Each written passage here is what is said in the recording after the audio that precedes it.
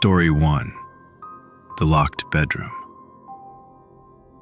I rented a winter cabin with two close friends in early January. It was one of those places you only reach after driving down a narrow, unplowed road for nearly 40 minutes. No nearby houses, no streetlights, just trees, snow, and complete isolation. The owner warned us that once night fell, temperatures dropped fast, so we stocked up on firewood and food before leaving town. That first evening felt normal, comforting even. We cooked, talked, and joked about how quiet everything was. The silence outside felt heavy, like the woods were absorbing every sound. Before going to bed, we double-checked the locks. The front door had a deadbolt and a thick wooden bar that slid into place. The windows were old but solid. Nothing seemed out of place. I took the bedroom closest to the hallway. Sometime during the night, I woke up shivering. The cabin was unnaturally cold. The fireplace had gone out completely, and the only sound was the wind pressing against the walls. As I sat up, I noticed a thin line of light beneath my bedroom door. The hallway light was on. I was certain we had turned it off. I opened my door slowly, trying not to make a sound. The air outside my room felt colder than inside. That's when I saw them. Footprints. Dark, wet footprints stamped into the wooden floor. They were not boot prints from us. They were larger, heavier, and spaced farther apart. Melted snow pooled around them. The footprints led from the front door, down the hallway, and stopped directly in front of my bedroom. My stomach dropped. I stood there frozen, listening. No movement, no breathing, nothing. I woke my friends, whispering urgently. When they stepped into the hallway, their faces went pale. We checked the front door. It was locked. The deadbolt was still in place. The wooden bar hadn't moved. The windows were intact. No broken glass, no signs of forced entry. But the footprints were real. One of my friends suggested maybe one of us had sleepwalked. That theory died instantly when we realized the footprints were wet, and none of us had been outside since before bed. We stayed awake together in the living room until morning, the fire roaring again but doing little to calm our nerves. When the sun finally rose, we returned to the hallway. The footprints were gone. The floor was completely dry. But when I closed my bedroom door, I noticed something I hadn't seen before. Deep scratch marks around the handle. Long, uneven grooves in the wood. They were on the outside of the door. Story 2. Someone in the snow. I went to a winter cabin alone after a rough few months. It belonged to a distant relative and sat miles away from the nearest paved road. There was no cell service, no internet, and only a landline that barely worked. I wanted isolation. On the third night, a snowstorm rolled in faster than expected. The wind howled so loudly it shook the windows. Snow piled up against the doors, making the cabin feel buried. Around midnight, I heard a sound that didn't belong to the storm. Footsteps. Slow, crunching sounds in the snow outside. I turned off the TV and listened carefully. They were deliberate, heavy, too steady to be wind or falling branches. I walked to the front window and pulled the curtain back just enough to see outside. At the edge of the tree line stood a figure. It was tall and completely still, partially obscured by the falling snow. At first, I assumed it was a hunter or someone lost in the storm. I waited for them to wave or approach the door. They didn't. They just stood there. Minutes passed. Then the figure took a single step forward, then another.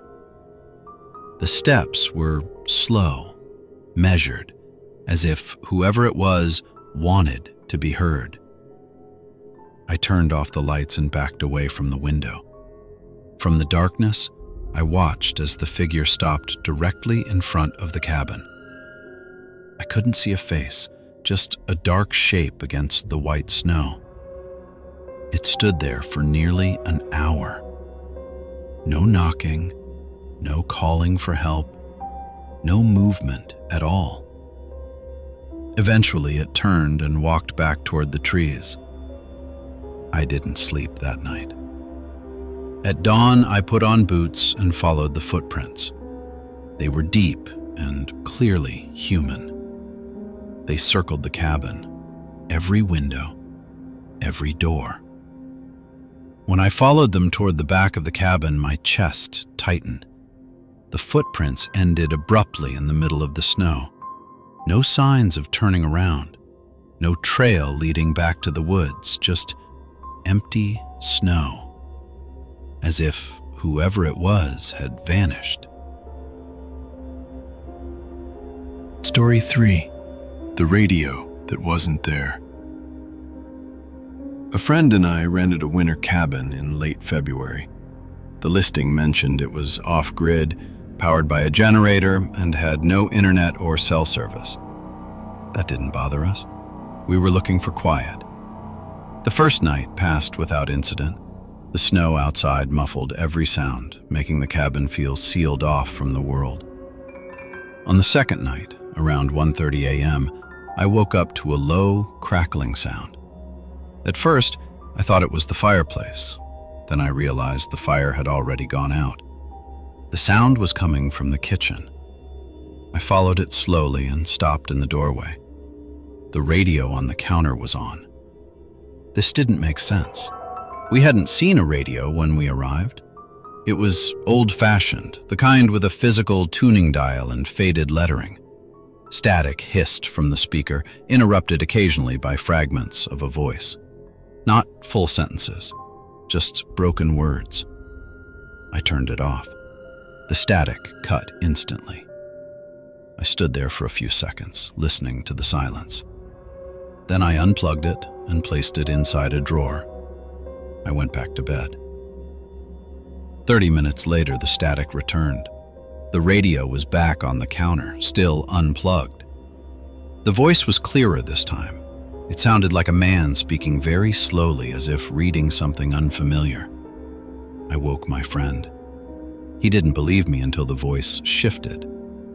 It said my name, just once, perfectly. We shut it off again and wrapped it in towels before putting it inside a cabinet. Neither of us slept. In the morning, we searched the cabin. There was no radio listed in the inventory, no spare batteries, no wires hidden behind the walls. When we packed to leave, I opened the cabinet one last time. The radio was gone. Later, back in town, I checked the rental listing again. The kitchen photo showed an empty counter, exactly like it should have been. Story 4. The cabin that stayed warm.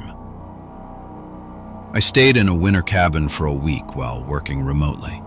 It was deep in the mountains, accessible only by a narrow road that wasn't maintained during storms. The owner warned me that power outages were common and that if the heat went out, the cabin could drop below freezing within hours. On the fourth night, a blizzard hit. The power went out around midnight. I layered up and lit the fireplace, expecting the cold to settle in quickly. But it didn't. The cabin stayed warm, unnaturally warm. Hours passed, and the temperature inside didn't drop at all. The air felt thick, almost stale. Around 3 a.m., I noticed something else. The windows weren't fogging, no condensation, no frost. Outside, the snow piled higher against the glass, but inside, the air felt sealed off. I tried the front door. It wouldn't open. Not locked, stuck. Every door and window was the same, completely immovable. I stayed awake until morning. When the storm cleared, I heard something outside. Footsteps. Slow. Heavy. They circled the cabin once, then stopped directly outside the front door. I waited, holding my breath. After several minutes, the footsteps walked away. Suddenly, the temperature dropped, fast. Within minutes, the cabin was freezing. The doors opened easily. When I finally left later that day, I noticed something carved into the snow near the entrance. A single word. Stayed.